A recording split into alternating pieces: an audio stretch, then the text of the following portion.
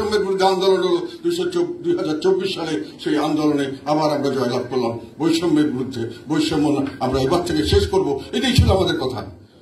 এখন আমরা কি দেখছি বলেন? আমরা যে জন্য সংগ্রাম করেছি সেটাকে এখন পেয়েছি? বৈষম্যতা আবার শুরু হয়েছে এবং এখন পর্যন্ত এখনো আপনারা কি কোন বিগত সরকার আমলে যেরকম সবকিছু এক জায়গায় নিয়ে যাওয়া হয়েছিল, এখনো তো সব তাই হচ্ছে। কোথায় কি আছে? রাষ্ট্র, সরকার এবং সরকারি দল একই ধরনের একটা অবস্থান, সেখানে জড়া খিচুড়ি। আগে তো একটা ডিসিপ্লিন ছিল, এখন কোনো ডিসিপ্লিন নাই। কে কোথায় কি করছে কেউ জানে না, কিন্তু ওই রাষ্ট্রের সঙ্গে একটা দলও আছে এবং সেই দল, রাষ্ট্র এবং সরকার এক হয়ে গেছে এখন, এবং তারা এক একজন এক এক লাইনে কাজ করছে। আগে তো একসঙ্গে এক লাইনে কাজ করত। তারপরে যেটা বলেন পার্লামেন্ট এখন নাই, কাজে জবাবদিহিতার প্রশ্ন নেই। বিচার বিভাগ, আমি এটা বলতে চাই না, কিন্তু কথাটা হলো অনেক ভালো ভালো বিচারক আছেন, অনেক ন্যায়পরায়ণ বিচারক আছেন, আমি এটা অস্বীকার করি না। তারপরেও বিচার বিভাগ কি দলীয়করণের বাইরে গেছে? এখনো কি আমরা জানি না যে কে কোন বিচারক কিভাবে বিচার করবেন, কি রায় হবে? এগুলো কি বোঝা যায় না? এবং দলীয় দৃষ্টিভঙ্গি থেকে বিচার হচ্ছে না। তাহলে আমরা কি অর্জন করলাম? আবার এত মানুষ জীবন দিল। এই জীবন দেওয়ার জন্য যারা দায়ী করা হবে তাদেরকে শাস্তি দেওয়া হবে, তাদের বিচার আদায় করা হবে, সেটা ঠিক আছে, কিন্তু অর্জনটা কি হলো? কোনো কিছু কি আমরা অর্জন করতে পেরেছি?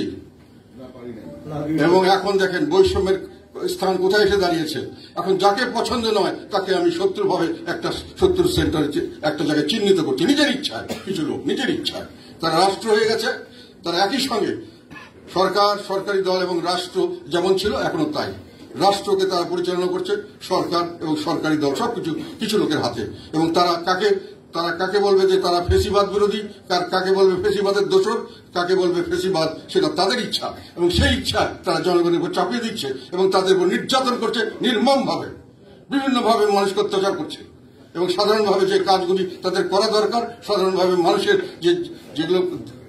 যে চাওয়া পাওয়া, সেটার দিকে তাদের খেয়াল করছেন না, করতে পারছেন না। তাদের এই একটু আগে যেটা বললাম, মানুষ বিভিন্নভাবে অত্যাচারের শিকার হচ্ছে, অন্যায়ের শিকার হচ্ছে, বাড়িঘর ভাঙা হচ্ছে, জুলুম করা হচ্ছে, অত্যন্ত বেআইনিভাবে মানুষের উপর অত্যাচার করা হচ্ছে। সেখানে সরকার কি কোনো প্রোটেকশন দিচ্ছে না? বিচার বহির্ভূতভাবে প্রচুর মানুষকে অন্যায়ভাবে ধরা হচ্ছে, তাদেরকে অ্যারেস্ট করা হচ্ছে, তাদের উপরে নানানভাবে অত্যাচার করছে, তাদের কাছে টাকা আয় করার ব্যবস্থা করা হচ্ছে, কিন্তু তাদের নিরাপত্তার কোনো ব্যবস্থা করা হচ্ছে না। তাহলে আমরা এই যে একটা বৈষম্য বিরোধী আন্দোলন হলো, আবার আমরা নতুনভাবে জয়লাভ করলাম। জয়লাভ করার সঙ্গে সঙ্গেই আমরা আবার একটা গর্তে পড়ে গেলাম। আবার সামনে বৈষম্য বিরোধী আন্দোলন করতে হবে, হয়তো এটাই মনে হচ্ছে সামনের দিকে। এটা মনে রাখবে।